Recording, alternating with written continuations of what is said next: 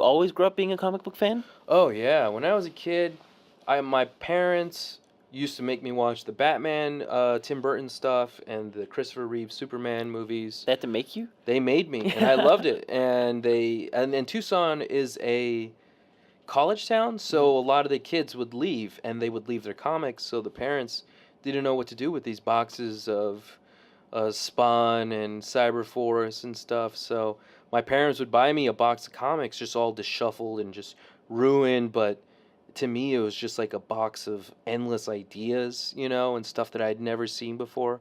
The comic that really resonated with me was Mike and Laura Allred's Madman. Oh yeah. And when I was a kid, I had a more visible scar on my head, and he also had a scar in his head. So I kind of saw myself in Madman, and it was unlike anything I ever seen before.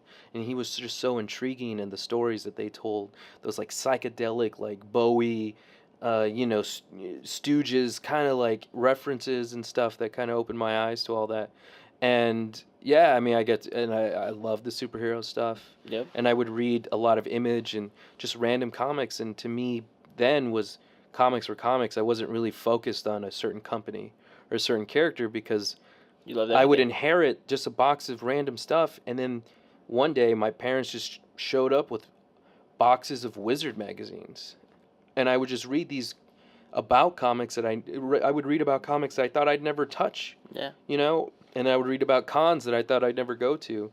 And I would know who was the top 10 artist and writer. And I wanted to write for Wizard growing up.